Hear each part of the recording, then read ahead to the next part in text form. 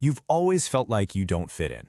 Have you ever actually had that exact thought? Maybe it's just this kind of quiet, nagging suspicion in the back of your mind when you're, say, sitting in a meeting, or at a social gathering, or just mindlessly scrolling through your feed. It's a completely universal insecurity. Pretty much everyone at some point feels like an outsider looking in. But what if I told you that exact feeling of alienation isn't a personal flaw at all, but a deeply calculated psychological trigger? Okay, let's dive into this explainer. Today we're looking at a frankly brilliant, super concise piece of writing titled, "You Don't Fit In, and That's Your Advantage." We're going to completely deconstruct this incredibly powerful text. And we're doing this not just on a psychological level, but really on a structural, architectural level. We'll see exactly how the author takes this super common human vulnerability and just flips it into a distinct advantage using a really precise sequence of words on a page. Section 1. The Power of the Hook, Capturing Attention. Let's see how the author masterfully grabs the reader from the very first syllable.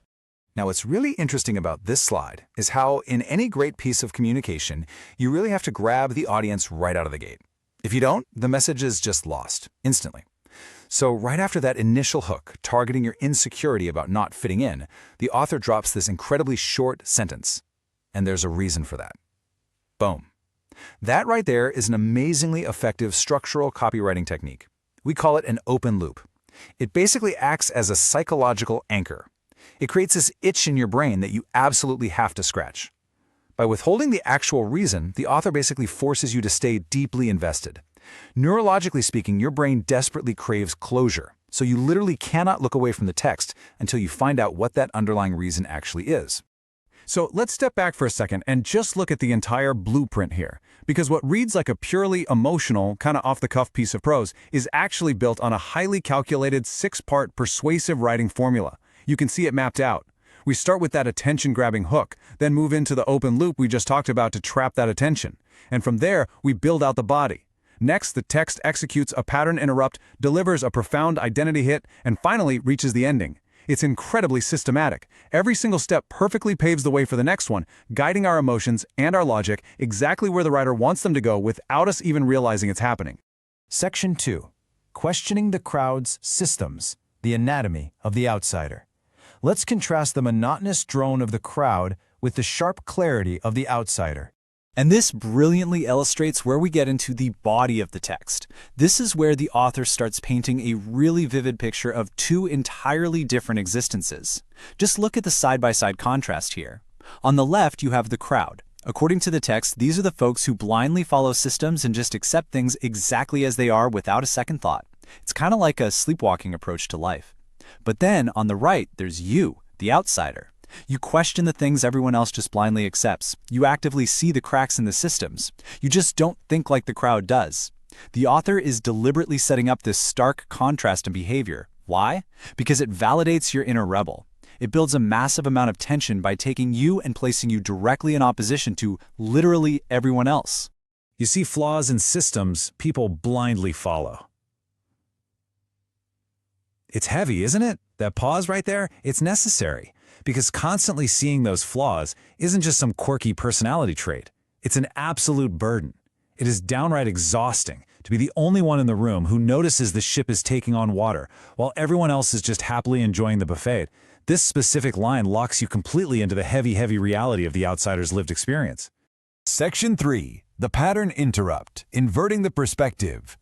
We are now hitting the absolute climax of our narrative arc, where the emotional momentum suddenly pivots.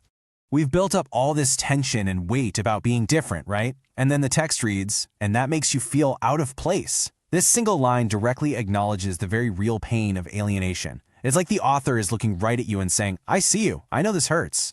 But structurally, this acts as the critical pattern interrupt. See, up until now, the text was kind of stroking your ego, building you up as this free thinker who is way smarter than the crowd. But then, suddenly, it drops down. It touches on a really raw, deep vulnerability. By validating that emotional toll, that painful feeling of being an outcast, the author actually lowers your psychological defenses. They make you feel entirely understood, and that perfectly prepares your brain for a massive, empowering shift in perspective.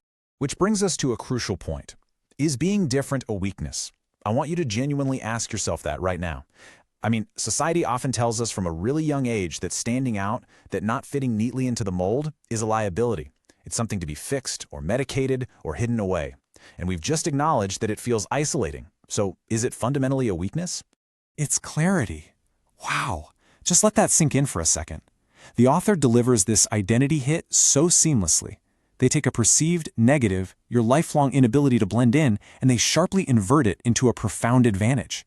You aren't broken because you don't fit the system. You are simply the only one with a crystal clear vision to see the system for what it really is. Section 4. Clarity through not fitting in. The resolution. Let's look at how this emotional journey successfully wraps up. So we've experienced the hook, the tension, and that massive pivot. Now let's look at how this structural architecture successfully and beautifully resolves the whole thing. Look at how these structural elements connect to the source text right here. We have the identity hit we just covered. But being different isn't a weakness, it's clarity.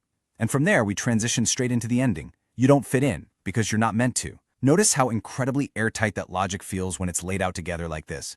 The transition from the identity hit directly to the ending permanently cements this realization for you, the reader. It actively reframes a lifetime of feeling like an outsider into a purposeful, almost heroic destiny.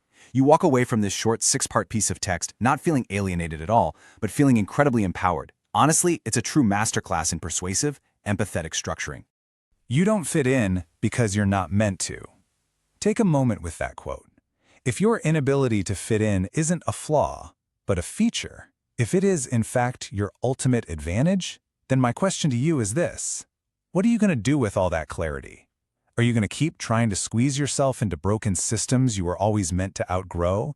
Or are you going to start building your own? Thank you so much for joining me for this explainer. Keep learning, keep questioning, and I'll catch you next time.